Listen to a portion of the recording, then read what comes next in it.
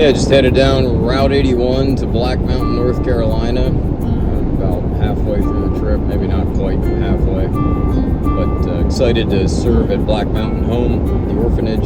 Yeah, we got a little bit of work with a garden center that we're going to rehab, and then we got some trail maintenance stuff going on. Yeah, this trip, it didn't quite pan out in the preparation like I thought it would. I was hoping for some more folks to come down, but a lot of driving. We're going down in the middle of the week, so that's a factor for a lot of people. You can't just take off of work, and so we've got a smaller team, but I'm really trusting that the Lord has something for us to see down here that will be unexpected, and so that's what I keep praying about. I'm praying that we're going to see something that He really wants to show us, and so we want to have our eyes wide open and our ears ready to hear and just experience what God's doing in this part of the country.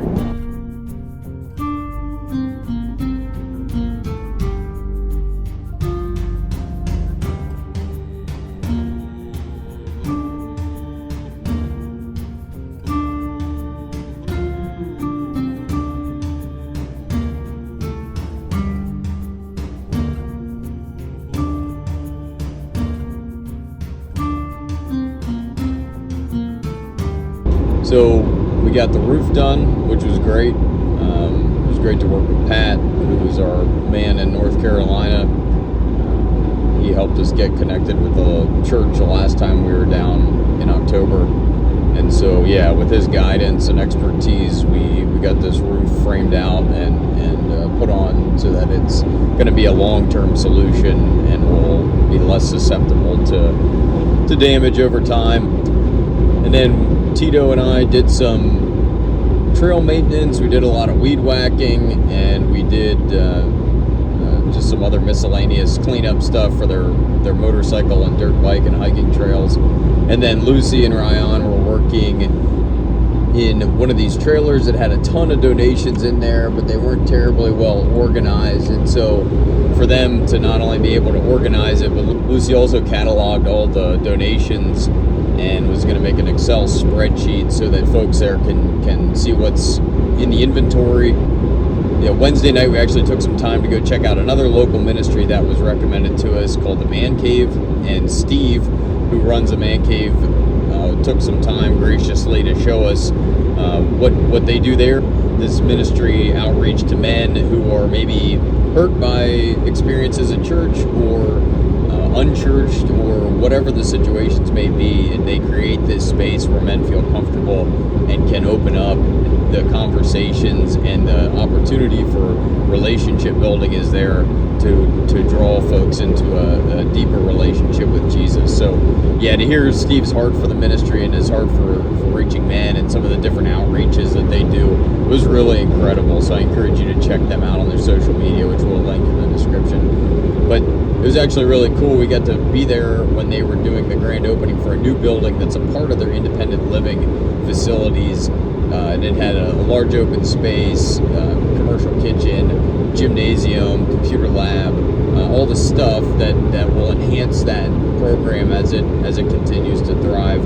Yeah, but we're just so thankful to be able to serve at Black Mountain Home. It's a wonderful ministry. They went through a lot with the storm. We got to see the destruction of some of the cabins and the other facilities that are a little further up on the hillside there. Just devastating. And so, but we also got to hear really cool stories from our point of contact there, Jason, who told us that basically 45 minutes prior to one of these buildings getting wiped out, they had actually moved a volunteer group out of that building just because the storm was getting so bad, and that they felt like they were led to remove them and place them in a safer place. But yeah, they've done amazing things in the foster care space, and it's again a super comprehensive approach to how they minister to these kids at all ages, from infancy all the way up to 18 and beyond. And so and it's all to introduce these kids to Jesus and show them the love of God and honor Him in what they do. And I think Jason gave the best synopsis of what we were doing to serve there. I know a lot of groups will come here and know that we're a children's home and want to I want to play or do things with the kids. Unfortunately, a lot of times we just can't do that for different reasons. But we have groups that'll come and build the garden shed roof. They'll do weed eating. They'll work on the trails. And what they don't see is, though, even though you're not working directly with the kids, the impact you're making is just phenomenal.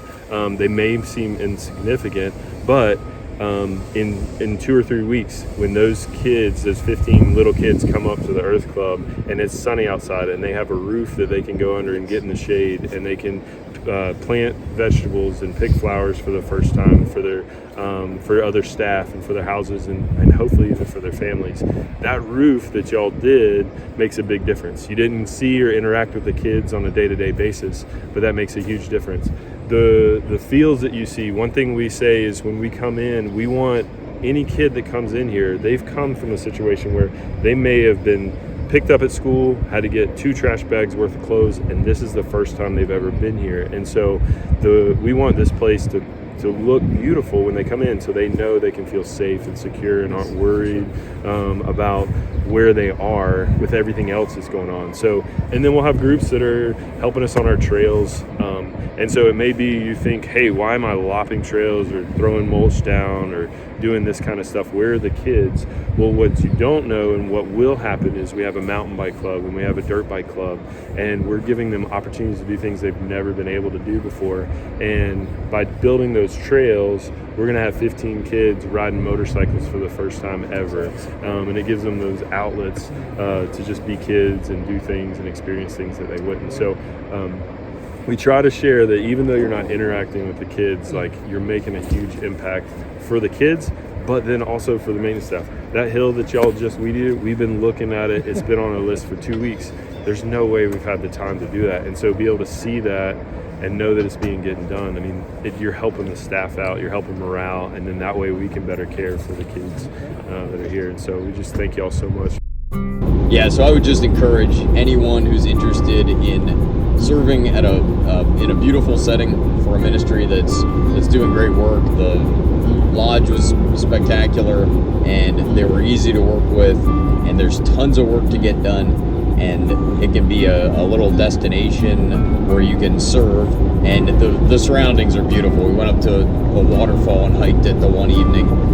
So that whole part of North Carolina is rich in natural beauty, but you also get to see the beauty of what the Lord is doing in the hearts of these young folks, these children that are being served at Black Mountain Home, and hear some of the testimonies from staff and really get a glimpse of what it looks like to love kids and show them a different way to live. And even though it's not how it should be with their home situation and their family situation, when you have a good father in the Lord, everything can be different, and you can be a small part of that as you serve. So check out Black Mountain Home and go on their social media, follow them, and keep up to date on what's going on there and what the Lord's doing there. Thanks for everyone who prayed and supported this trip, and we're excited to learn from this one and build on that in the future. Thank you. God bless you.